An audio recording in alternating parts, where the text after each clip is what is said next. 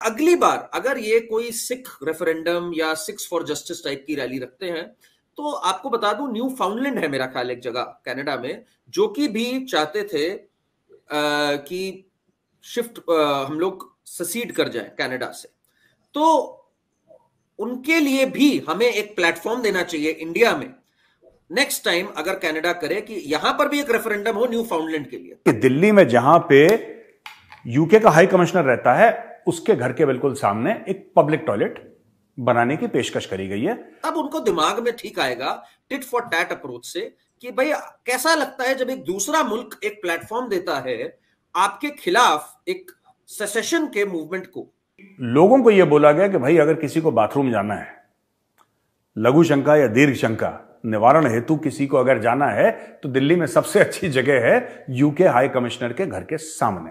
अच्छा, इससे क्या हुआ है कि जो यूके की गवर्नमेंट है वो परेशान हो गई, कह रहा है साहब सिक्योरिटी।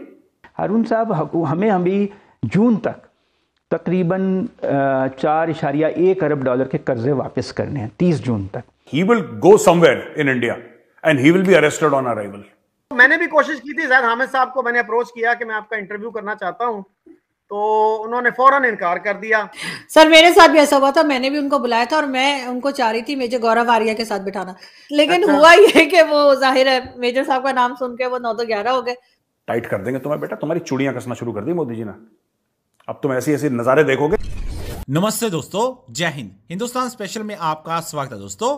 जैसा कि दोस्तों आपने क्लिप में देखा, अब कनाडा का तोड़ भी भारत के हाथ में आ गया है। जैसे कनाडा ने अपने यहां सिक्स फॉर जस्टिस रेफरेंडम करने की अनुमति दी थी, अब भारत को भी चाहिए एक रेफरेंडम कनाडा के खिलाफ भारत में हो, जिसे कनाडा को भी पता चले ऐसे रेफरेंडम से एक देश के खिलाफ होने से कैसा महसूस होता है। दूसरी तरफ ब्रिटेन को मुंह तोड़ जवाब देते हुए दिल्ली में नागरिक प्राधिकरण ब्रिटिश उच्चायोग के पास एक सार्वजनिक शौचालय बनाने की योजना बना रहा है।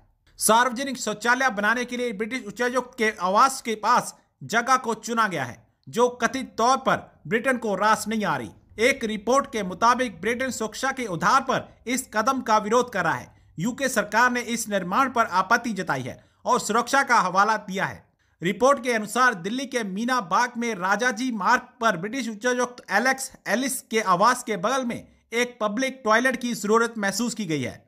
तो मेरा मानना है सरकार को इस पर बहुत तगड़े से कार्रवाई करनी चाहिए, और अगली बार अगर ये कोई सिख रेफरेंडम या सिक्स फॉर जस्टिस टाइप की रैली रखते हैं तो आपको बता दूं, न्यू फाउंडलैंड है मेरा ख्याल एक जगह कनाडा में, जो कि भी चाहते थे कि शिफ्ट हम लोग ससीड कर जाए कनाडा से।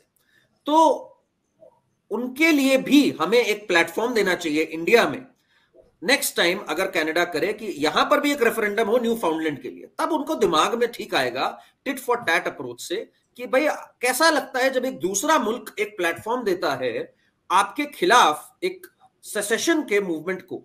ये जब तक इनको टिट फॉर टैट नहीं होगा, अभी मैंने देखा कि जो यहां पर ब्रिटिश एम्बेसी है इंडिया में, वहां से बैरिकेडिंग हटा दी गई। मेरे हिसाब से बहुत ही अच्छा मूव है। आप बिल्कुल भी हमारे को एक हल्के में नहीं ले सकते। 5th लार्जेस्ट इकोनॉमी है, every 7th person is an Indian, and इस तरह से आप अगर हमारे हाई कमीशन को इल ट्रीट करेंगे या रेफरेंडम्स को एक प्लेटफॉर्म देंगे अपनी कंट्री पे, तो अब आपको एक तगड़ा जवाब मिलेगा इंडिया से। एंड इंडिया को ये बात क्लियर कर देनी चाहिए। I was very glad prime minister Modi when he was with the Australian counterpart, he said कि वहां पे जो टेंपल्स पे हमला हो रहा है, और ओपनली कही उन्होंने बात, वो एक अच्छी चीज नहीं है। तो इस पे मैसेज बड़ा स्ट्रांग जाना चाहिए, और वो तभी जाएगा when it hurts them. Her country में अंबर कुछ फॉल्ट लाइंस हैं, हर कंट्री में है।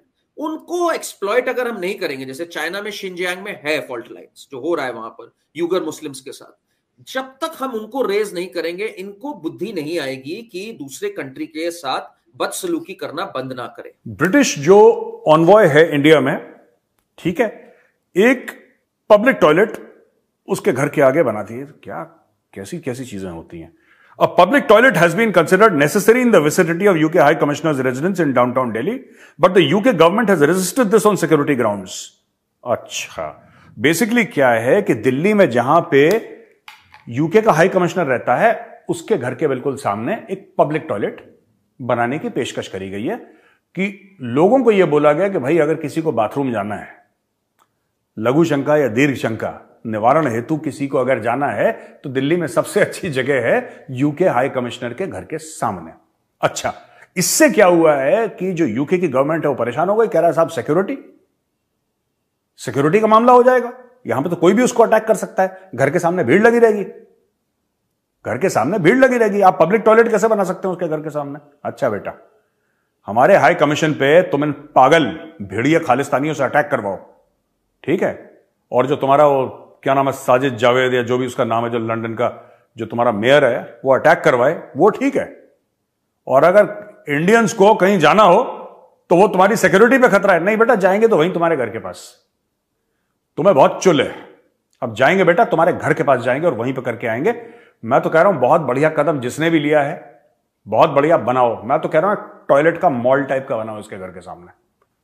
सर जैद हामिद साहब तो दिल्ली में भी झंडा लगाने वाले हैं, वो तो गजवाए हिंद भी करने वाले हैं, अब उनका क्या इंसान भरोसा करे, वो तो चाहते हैं हर तरफ लड़ाई झगड़ा। जी, उनका एक इंटरव्यू किया था वजाहत एस खान ने, तो उसमें उन्होंने ये पूछा था उनसे कि फर्ज करें यार अब दिल्ली में आपने कब्जा कर लिया और आज संडे है, कल मंडे है और कल दफ्तर खुलेंगे, तो मैं एक हिंदू हूं, आपसे ज्यादा पढ़ा लिखा हूं, ज्यादा एडवांस्ड हूं, मेरे लिए क्या हुक्म है, क्या करेंगे आप मेरे साथ। तो फिर वो आए बाएं शाएं कर रहे थे। तो मैंने भी कोशिश की थी, जैद हामिद साहब को मैंने अप्रोच किया कि मैं आपका इंटरव्यू करना चाहता हूं, तो उन्होंने फौरन इनकार कर दिया। फिर मैंने कहा सर इस तरह ना करें, मेरा दिल ना तोड़ें, मुझे बड़ा शौक है आपसे बात करने का, आपसे सीखने का। फिर कहते हैं अच्छा मुझे कोई अपना इंटरव्यू भेजो। वो मैंने भेजा तो फिर उन्होंने पक्का जवाब दे दिया। सर मेरे साथ भी ऐसा हुआ था, मैंने भी उनको बुलाया था और मैं उनको चाह रही थी मेजर गौरव आर्या के साथ बिठाना, मैं कहा दोनों को लड़ा दूंगी, मैं बीच में बैठ के पॉपकॉर्न खाऊंगी। लेकिन हुआ ये कि वो जाहिर है मेजर साहब का नाम सुन के वो 9 तो 11 हो गए, उसके बाद से मुझे कभी दिखाई नहीं दिए। तो उन्होंने ये तो बड़ा अच्छा मौका था उनके पास एक हिंदू को शिकस्त देने का। लेकिन वो मेजर साहब को भी अच्छे से जानते होंगे, तो इसलिए उनको पता होगा कि अगला जो है वो उनको क्या जवाब देगा, तो इस वजह से शायद वो माने नहीं। मैंने काफी कोशिश की उनको, लेकिन ये कि नहीं, वो बिल्कुल तैयार नहीं हुए। तो मेजर साहब had no objection to it. नहीं, मेजर साहब से मेरी बात हुई थी, उन्होंने कहा ले आओ, मैंने कहा ठीक है। लेकिन ये कि जाहिर है मेजर गौरव तो नहीं डर रहे थे ना, डर तो ये रहे थे, वरना ये फेस करते ना आकर।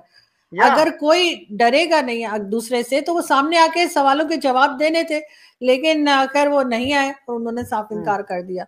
तो ये तो खैर उनका एक रहा है हमेशा से कि वो इसी किस्म की बात करते हैं, और वो मतलब ये भी कहते हैं कि हम दिल्ली चले जाएंगे और दिल्ली की बातें करते रहते हैं, गजवाए हिंद की, जबकि इस वक्त पाकिस्तान को जरूरत है। सर आप समझते हैं इस वक्त पाकिस्तान को, भारत हो चाहे अफगानिस्तान हो, दोनों बॉर्डर पे अमन चाहिए।